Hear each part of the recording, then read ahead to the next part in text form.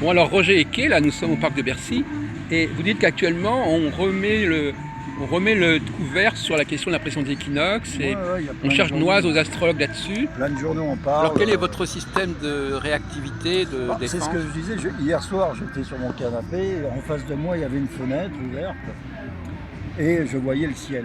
Je voyais une partie du ciel. Cette partie-là, elle est fixe.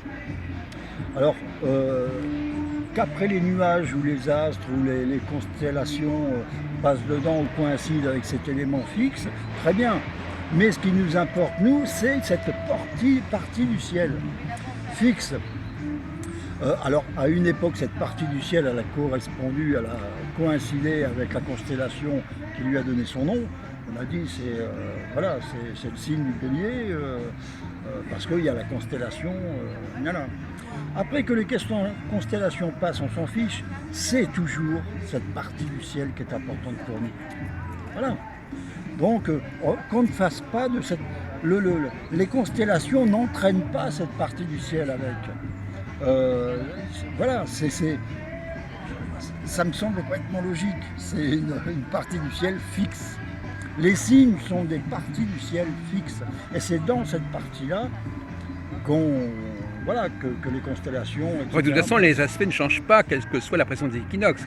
Si vous avez une conjonction entre deux planètes, elle aura toujours lieu. Par contre, l'entrée de la planète dans un signe, elle va varier selon le système, c'est évident. Oui, mais cette entrée de planète, elle va rentrer dans un espace qui sera fixe. Et c'est ça le truc. Après, elle va traverser cet espace-là. Mais cet espace sera toujours le même.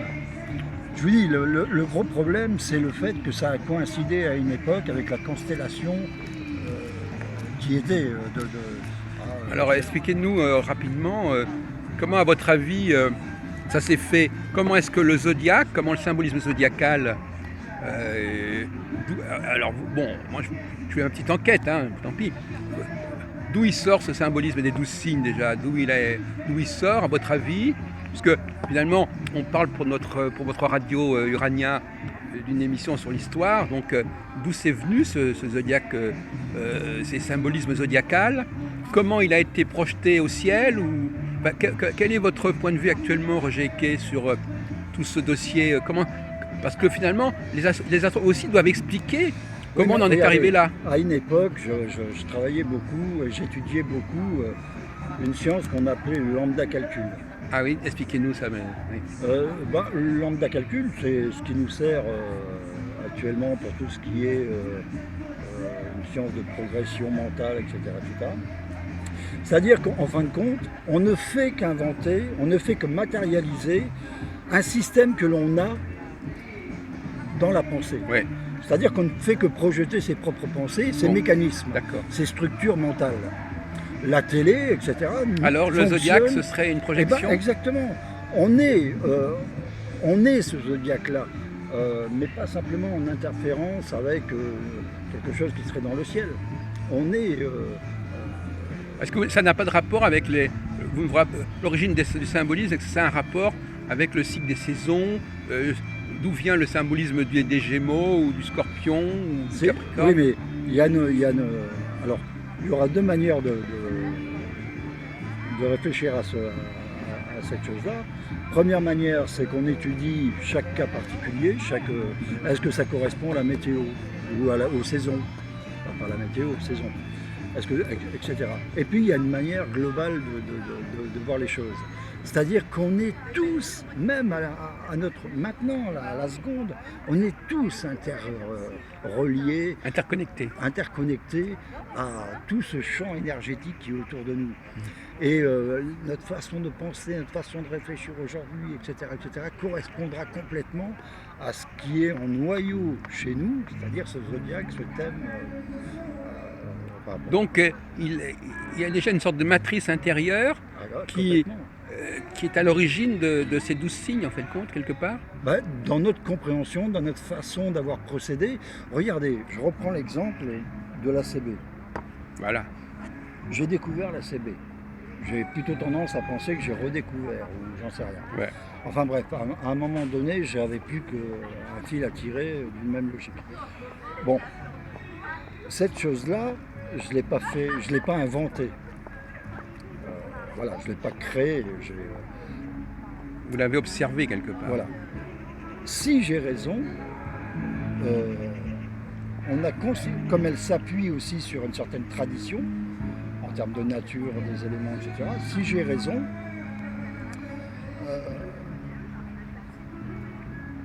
elle était là auparavant. On a, comme je vous disais souvent, comment se fait-il qu'avec un outil qui n'est pas performant comme l'astrologie classique, on ait pu découvrir tout ce qui m'apparaît maintenant comme étant effectivement fondamental, etc., mais que je découvre avec un outil autrement plus précis et différent. Oui, c'est comment les anciens faisaient. Comment les anciens Alors qu'ils n'avaient pas les nouvelles planètes, voilà. ils n'avaient pas... Voilà, et même la façon de procéder, etc., me semble complètement archaïque, d'attendre les planètes au-dessus de nous. Je dis toujours qu'on a chuté, c'est un langage biblique, à notre naissance, on a chuté sur Terre, on n'obéit plus au cosmos. La mécanique céleste est devenue une mécanique humaine, biologique. Et donc comment se fait-il qu'on ait pu déterminer tout ça alors qu'on n'avait pas les moyens? C'est simplement qu'on est habité, qu'on projette les choses. Oui. Alors après, on n'a plus que l'empirisme pour vérifier la chose. Soit on la vérifie, mais et ce qui est intéressant, c'est que toutes les erreurs des astrologues avec leurs orbes, etc., c'est qu'ils tentent toujours de coïncider avec effectivement, mais ils n'y arrivent pas, ou alors avec des orbes pas possibles.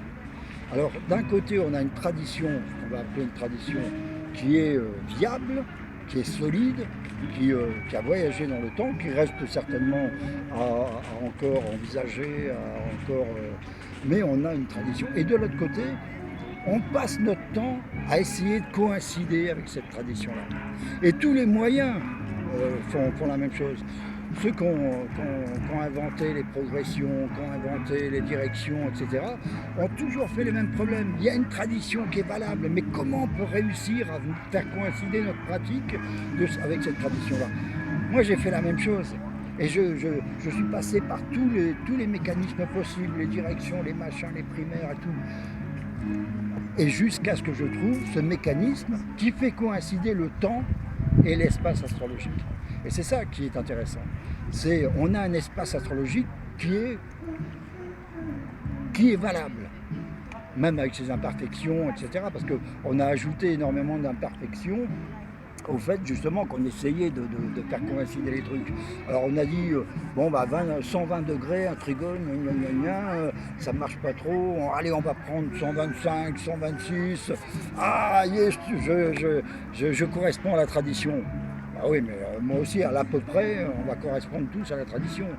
Est-ce que si on veut faire coïncider un temps précis, comme aujourd'hui on se rencontre, cette rencontre-là, elle n'est pas anodine, elle est dans le temps, elle n'est pas ni hier ni demain, elle est aujourd'hui. Et donc, il faut faire coïncider cette tradition-là, ce fond, cette forme, même cette structure-là, avec le temps, un espace et un temps. Et il faut que les deux coïncident. Voilà. Et pour moi, un thème, une carte du ciel, c'est la structure. Au centre de la carte du ciel, on pourrait très bien mettre une boule d'énergie, et puis avec un même principe que le soleil, cette boule d'énergie, elle aurait tendance à vouloir dépasser le cadre de la structure cellulaire, qui est le thème natal, et puis en employant, c'est là qu'on a aussi un pouvoir par rapport à ça, c'est que elle va se manifester, parce qu'il y a plusieurs manières de se former à une projection d'énergie. Et c'est là qu'on a la possibilité, en faisant ce que j'appelle un projet, ou alors en déterminant ce qu'on appelle la voie de la moindre résistance. C'est-à-dire que cette énergie-là, pour se manifester, dans une forme qui sera compréhensible par notre raison,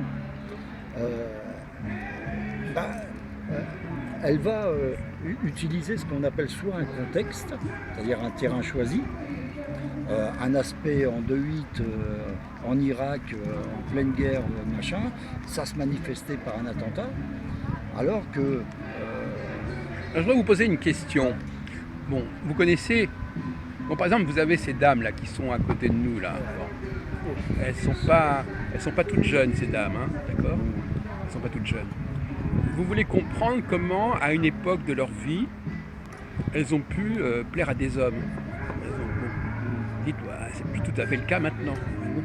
Donc il faut faire je dirais presque du lifting, il faut faire de la chirurgie esthétique pour les rétablir dans leur beauté au moment où elles ont été vraiment effectives. Ouais, mais qu'est-ce que c'est que plaire à un homme Non, mais c'est un exemple. Non, mais hein. je vous donne cet exemple pour revenir à l'astrologie. Je ne suis pas en train de vous parler, etc. Ouais. Mais l'astrologie aussi, elle a pu vieillir, elle a pu s'abîmer, elle a pu se corrompre. Bien sûr. Et donc, il faut la rétablir.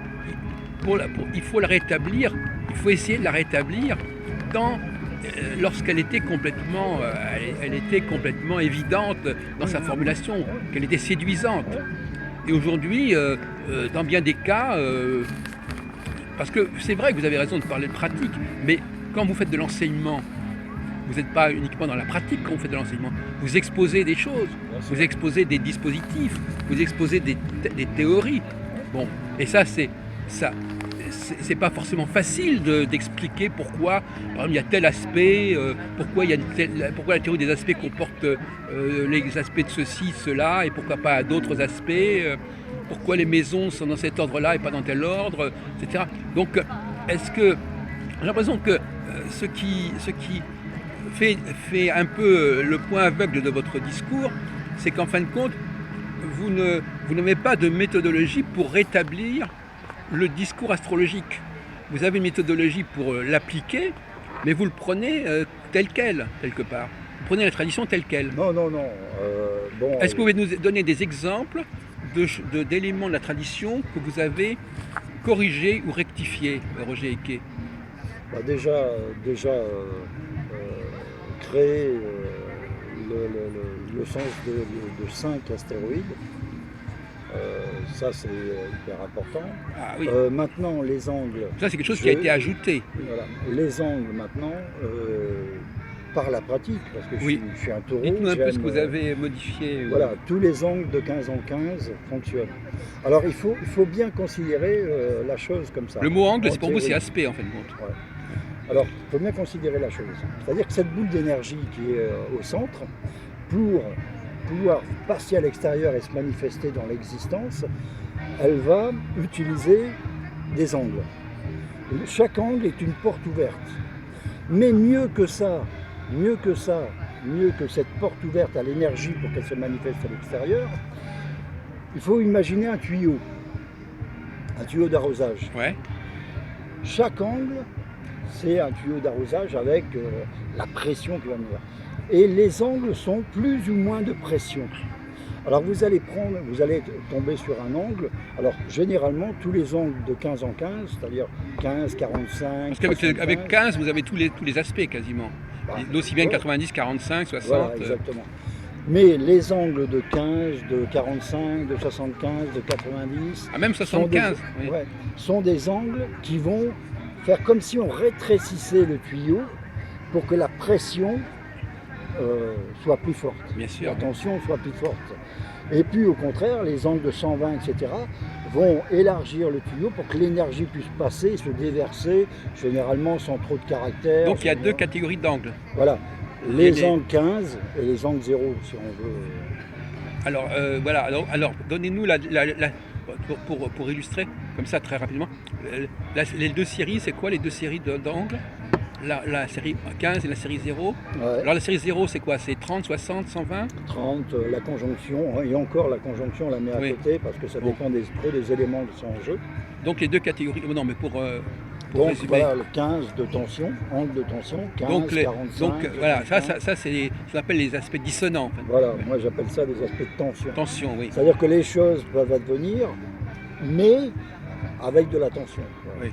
Alors qu'à 120 degrés, tous les angles de 0, c'est-à-dire 30, 60, sauf 90 qui est considéré en 45, là, il y en a qui sont appartiennent aux deux séries. Non, le 90 c'est un angle de tension. Ça, donc il est considéré comme étant dans cette cycle. Voilà, il pourrait être dans la série 30. C'est un double 45. Voilà, quoi. c'est ça. Ouais. Donc ça, je l'ai remarqué, et je l'utilise maintenant comme je l'ai utilisé pour la bourse, etc. quoi. Donc c'est ces aspects-là. Et puis bien considérer comme un tuyau d'arrosage. Et puis ensuite, c'est cette voie de la moindre résistance, c'est par exemple en 5. Alors, vous allez prendre l'angle 5. Bon, j'ai pris un générique angle 5-11 par exemple, que j'appelle l'angle, comment ça s'appelle l'axe affectif, hein, parce que c'est un générique. Hein, alors, on a dans cet angle affectif, on a les amis, on a les amours, on a les enfants, etc. Alors ce qui est important, c'est de donner un sens à cette marche dans ce que j'appelle un projet en deux termes. C'est-à-dire que l'énergie va se manifester en employant la voie de la moindre résistance à son cheminement. Et là, on a une part, j'allais dire, de liberté, de libre arbitre, enfin de liberté, de choix. Alors, attendez, je vous interromps pour vous envoyer un petit peu. Je ne suis pas réveillé. C'est-à-dire, est-ce que. Comment, je vais vous poser une question très, très bébête. Quel rapport l'astrologie entretient-elle avec l'astronomie? Parce que vous avez un rapport. C'est un peu compliqué parce que finalement, vous êtes pas. Vous, l'astrologie, elle a son autonomie par rapport à l'astronomie. Ouais, votre ACB, elle n'est pas complètement astronomique. Disons que si. J'ai envie de dire que l'astrologie, elle serait magique dans le sens étymologique du terme. C'est-à-dire qu'elle engloberait l'ensemble des sciences. Oui. Alors pour l'instant, non, tout est séparé, il y a l'astronomie, l'astrophysique. Mais les deux, l'astronomie et l'astrophysique, ont un rôle considérable lié à l'astrologie. Alors maintenant, ils ne s'en rendent pas compte, nous on ne s'en rend pas compte, etc. Mais je pense qu'un thème astral est beaucoup plus complexe que nous l'utilisons. Je pense qu'à chaque instant, à chaque respiration, notre thème astral est partie prenante. Et donc, l'astrophysique, déjà, nous donnerait, en nous montrant toutes les tensions d'un instant du ciel ou du système solaire, admettons, nous montrerait cette complexité. Si on calquait la complexité d'un astrophysicien sur le thème natal, ça nous donnerait notre complexité à nous. Et ça serait beaucoup plus riche. Alors il y a quand même une chose qui me chagrine quand vous dites ça, c'est le mot complexité. Parce que la complexité, vous savez, quand on dit dans la complexité, on ne s'y retrouve pas trop. Hein. C'est comme la fameuse histoire d'une poule qui ne retrouverait pas ses petits dents.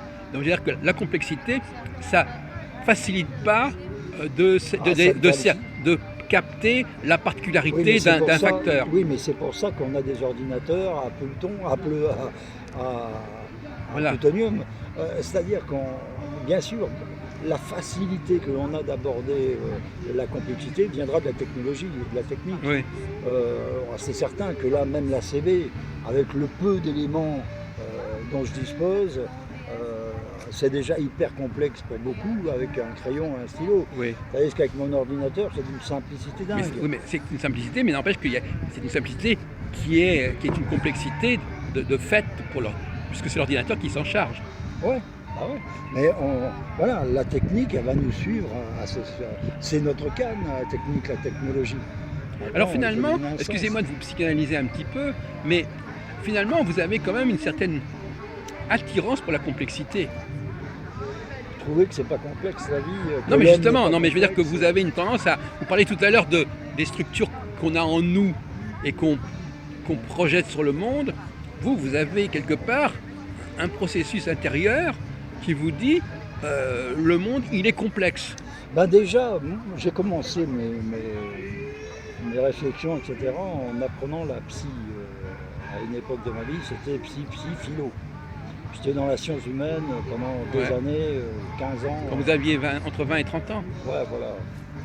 Donc c'était la science humaine.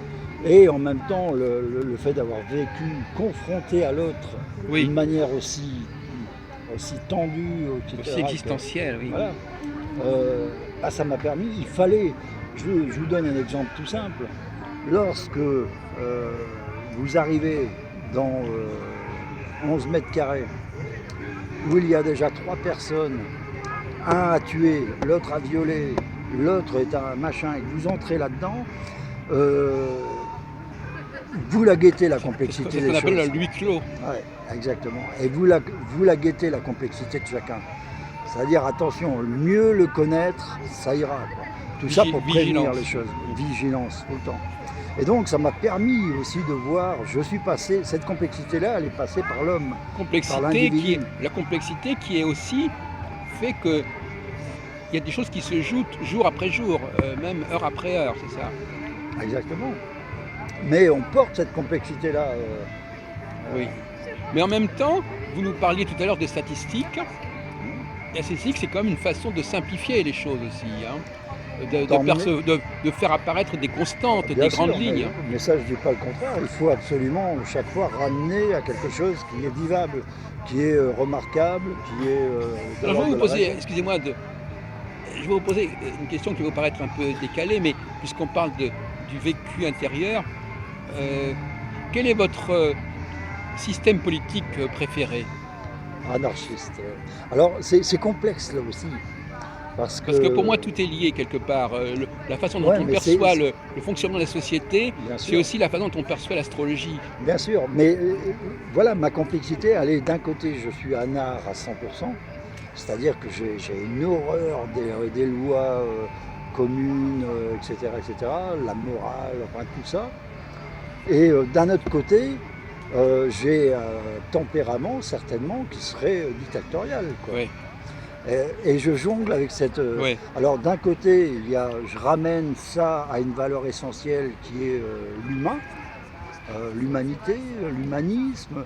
Donc je rattache ça à quelques valeurs fondamentales, là, essentielles, pas fondamentales mais essentielles, c'est-à-dire les valeurs de liberté, les valeurs d'égalité qui me parlent vraiment.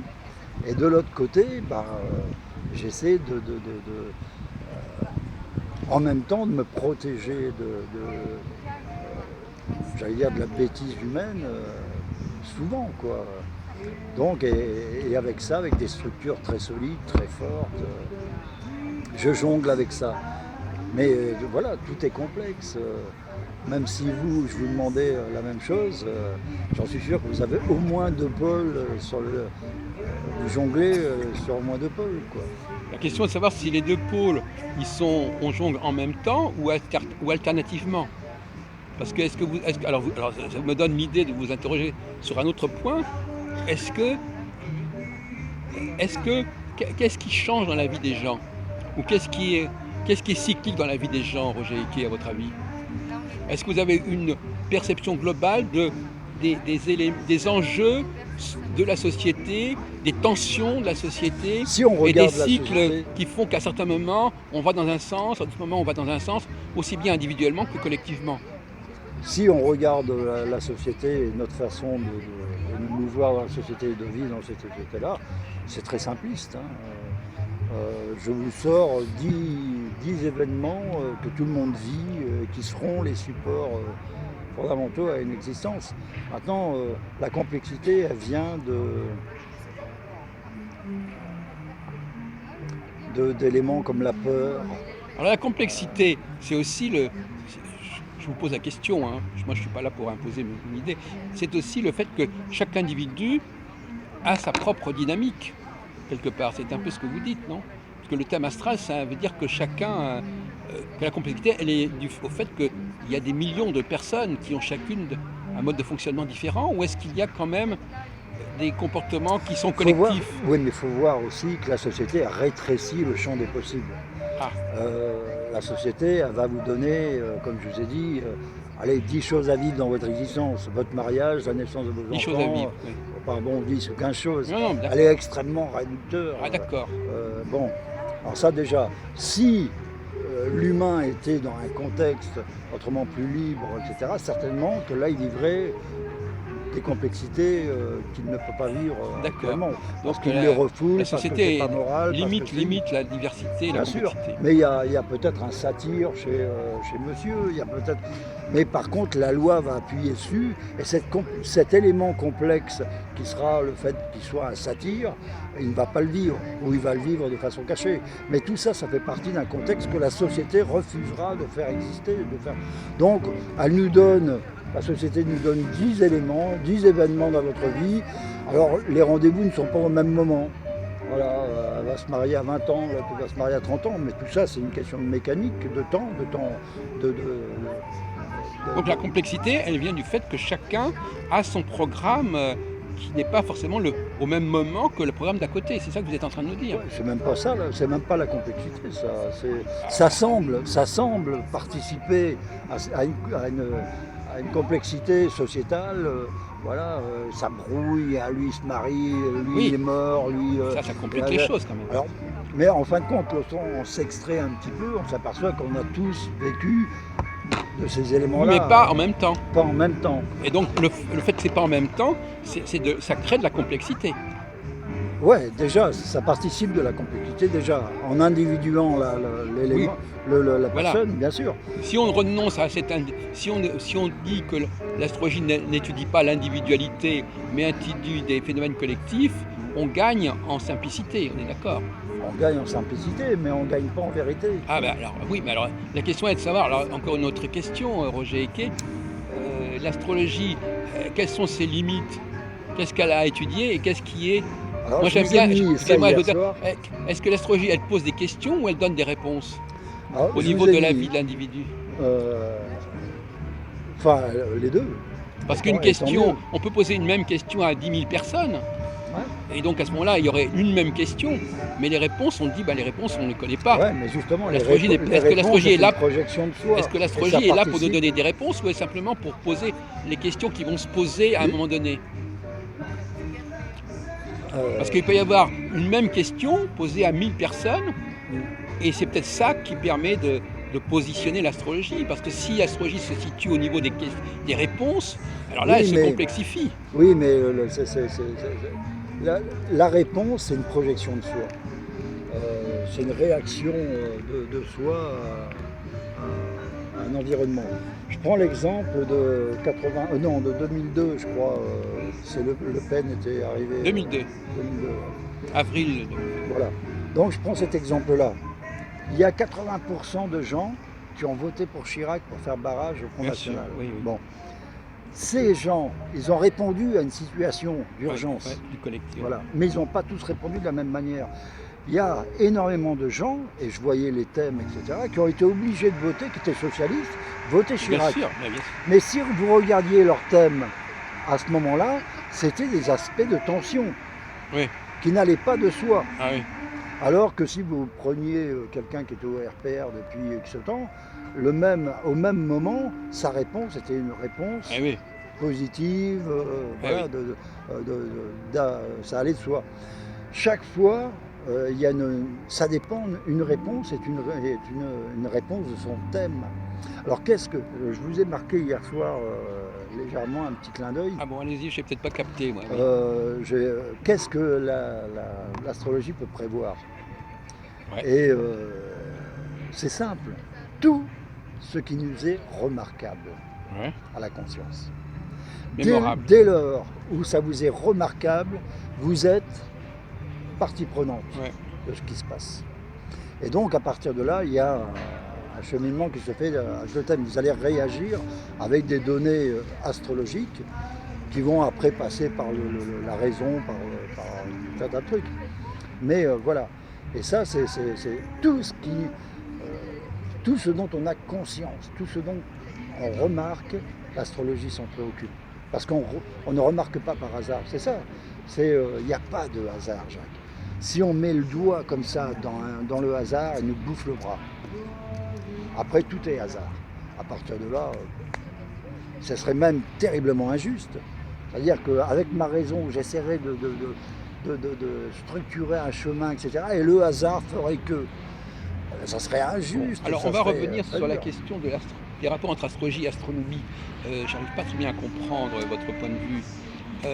Les astronomes, ils se servent de tout. Vous savez, je ne sais pas si vous avez lu mes articles là-dessus, mais les astronomes, ils donnent des noms aux planètes, hein, on est d'accord là-dessus. C'est même eux qui ont donné des noms à Uranus, etc., à Neptune. Ils utilisent aussi le zodiaque. Bon, alors eux, où est-ce qu'ils ont été chercher ça?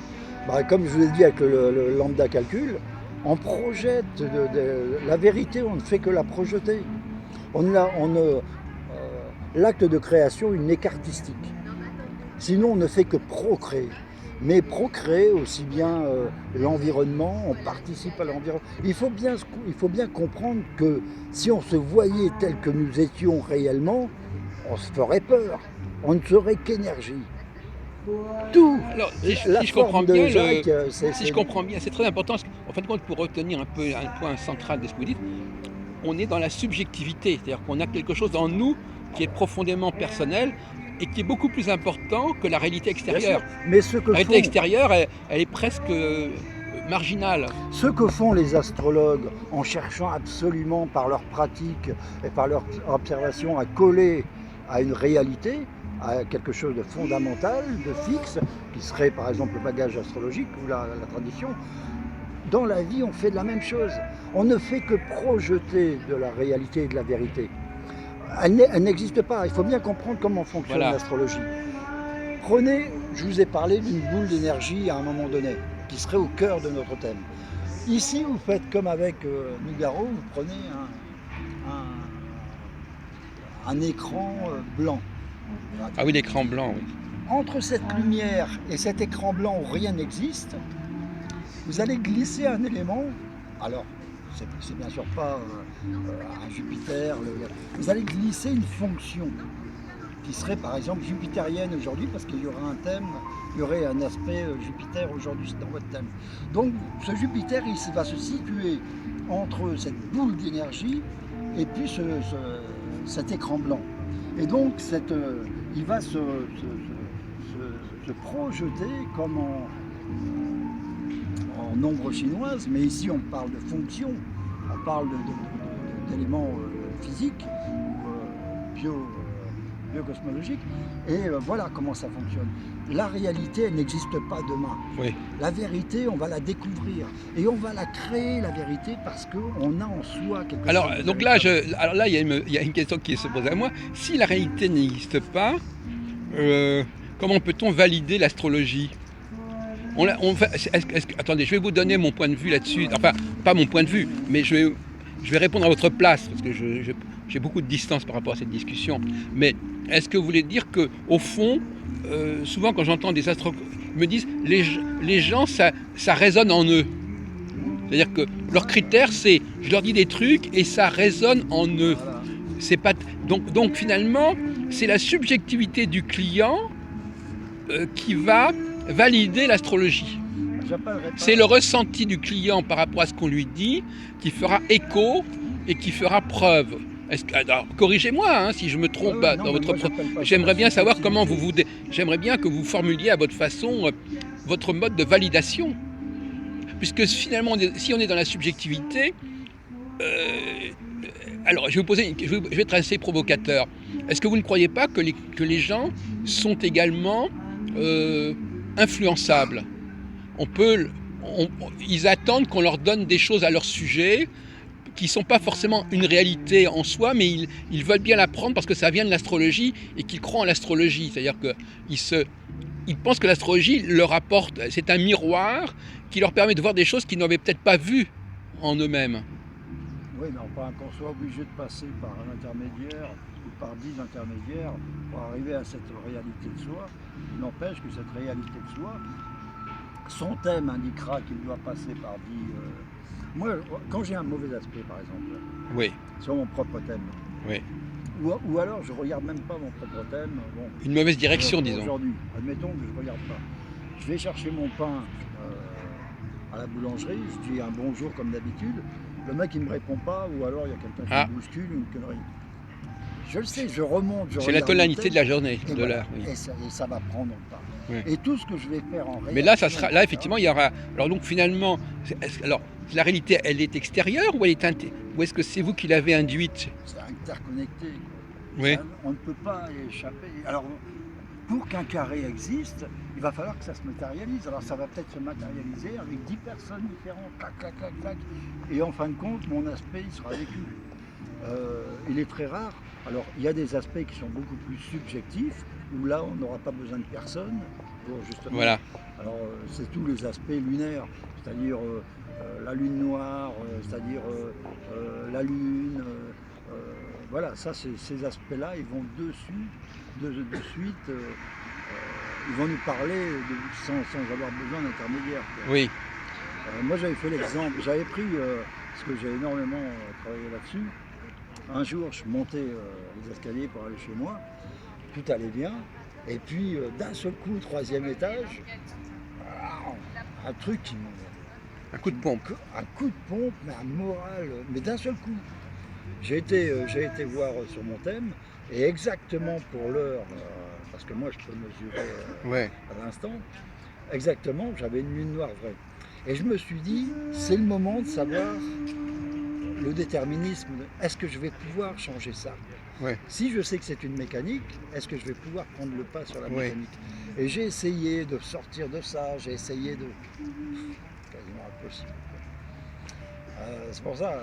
Mais alors déjà le rapport à la réalité des choses, il peut être, enfin il est déterminé de façon plus ou moins complexe selon la personne, selon son thème, etc.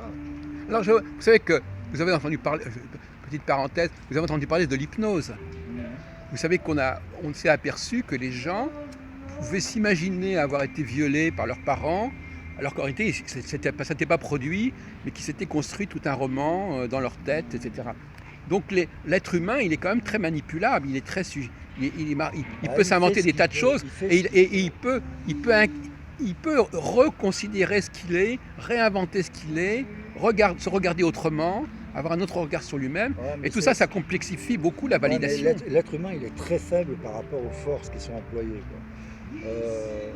Regardez ce qui m'a complètement détruit dans le milieu astrologique. Avec comment ça s'appelle, Alain de Chiffret, etc. L'AFDAF. Et d'autres, avec leur morale, grosse morale et tout. Je venais d'arriver sur Paris, je connaissais aucun astrologue. En quelle année? À part vous. 2000? C'était 2000, 2001. Voilà. Donc je venais d'arriver, je connaissais personne. Mon premier bouquin venait de sortir au Rocher. Ah bah oui, 2001, bon, c'est ça. Ouais. J'arrivais avec une naïveté incroyable. Une candeur. Ouais, une candeur complètement. Et à un moment donné, j'ai eu une configuration extrêmement dure à vivre. Extrêmement dure. Qui aurait pu, sachant ma nature, même me pousser au suicide. Alors quand vous parlez de configuration dans votre système, c'est pas un transit.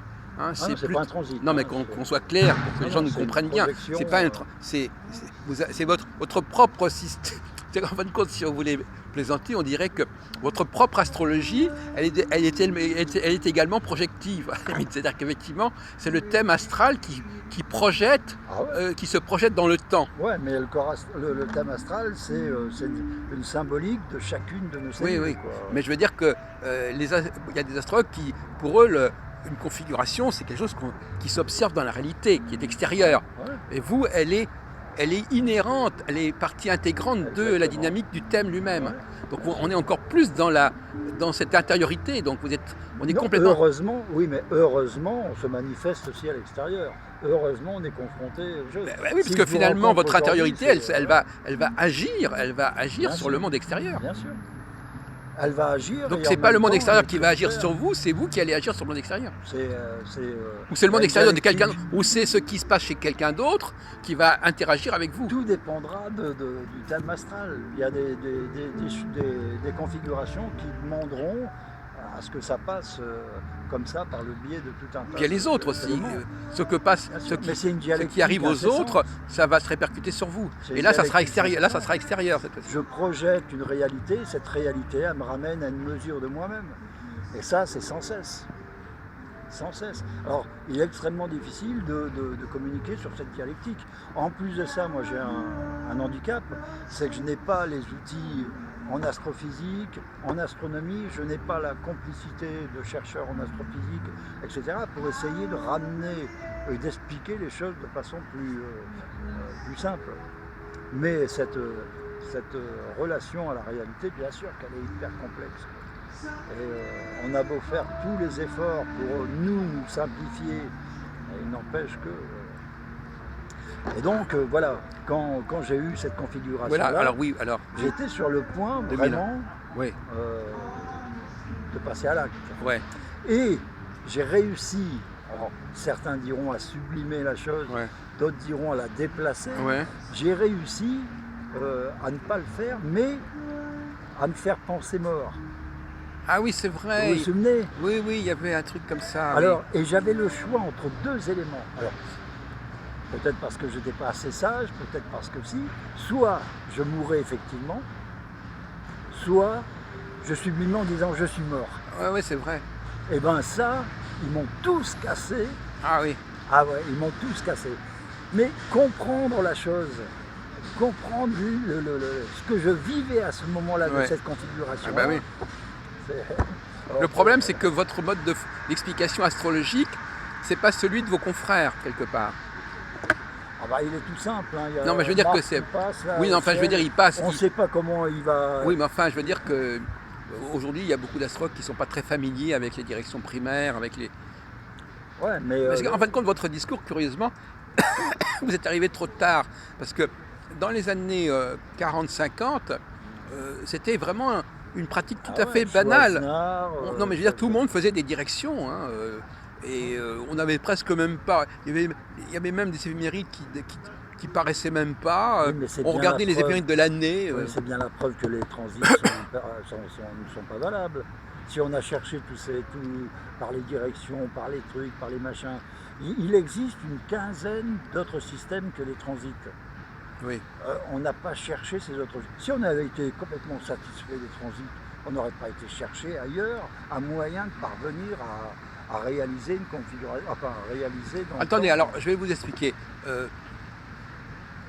Alors, est-ce que. Bon, là.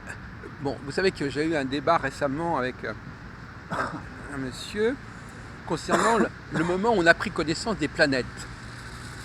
C'est-à-dire à quel moment on a distingué les planètes des étoiles. Et c'est quand même un moment important. Parce qu'avant, et tant qu'on n'avait pas de planètes, tant qu'on ne savait pas qu'il y avait des planètes, on ne pouvait pas faire de prévision. Les astronomes ne pouvaient pas faire de prévision puisqu'il y avait, ça ne bougeait pas. Le ciel était statique. Hein, on pouvait faire des cartes du ciel successivement, mais il n'y avait pas de, on ne pouvait pas prévoir. Les planètes ont introduit la prévision en astronomie. Et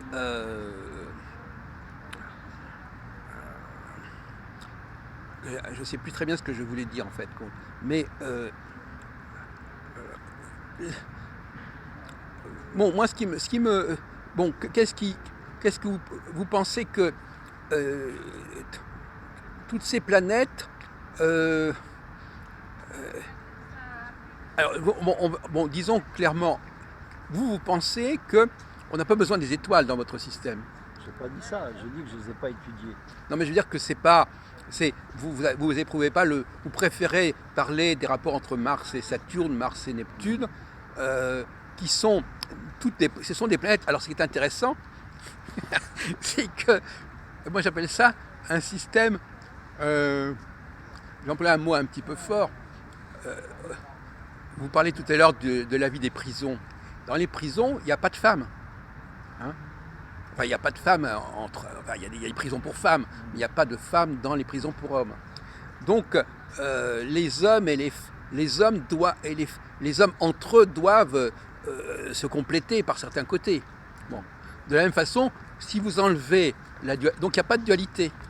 La prison, c'est le refus de la dualité sexuelle. Il y a une dualité incroyable. Oui, mais elle est introduite artificiellement. C'est-à-dire que comme les femmes ne sont pas là, il faut qu'elles soient remplacées. C'est une dualité par rapport à soi-même. C'est-à-dire que lorsque vous êtes obligé en prison pour vous endormir, c'est-à-dire pour une fonction naturelle qui est de dormir et de se détendre d'une journée d'emprisonnement, lorsque vous êtes dans l'obligation de vous masturber, parce que sinon, et systématiquement, mais c'est quelque chose qui est terrible, quoi. C'est une machine. Votre libido est devenu une machine à fonction vitale, quoi. Ouais. C'est pareil pour le manque. Face au manque sexuel en prison, c'est une tension énorme, quoi. Non, mais les femmes, c'est pas uniquement le sexe. Enfin, je veux dire, mais ça, en tout cas, ce qu'on peut dire, c'est que c'est un monde où il y a un élément de dualité qui est évacué. On le veuille ou non. Hein. Bon. Dans une société normale, il y a des hommes et des femmes qui cohabitent. Vous savez qu'à l'époque, il y a quelques siècles, les femmes n'avaient pas le droit de jouer au théâtre. Donc les rôles féminins étaient joués par des hommes. Voyez-vous. Et l'astrologie actuellement, elle vit sur cette pratique de l'absence de l'autre. Parce que l'autre, finalement, c'est l'étoile. Il y a la planète et il y a l'étoile, qui sont deux réalités complètement différentes, astronomiquement.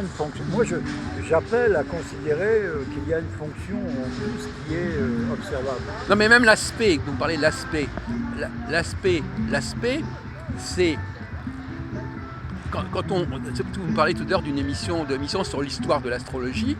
L'histoire de l'astrologie, c'est ça aussi.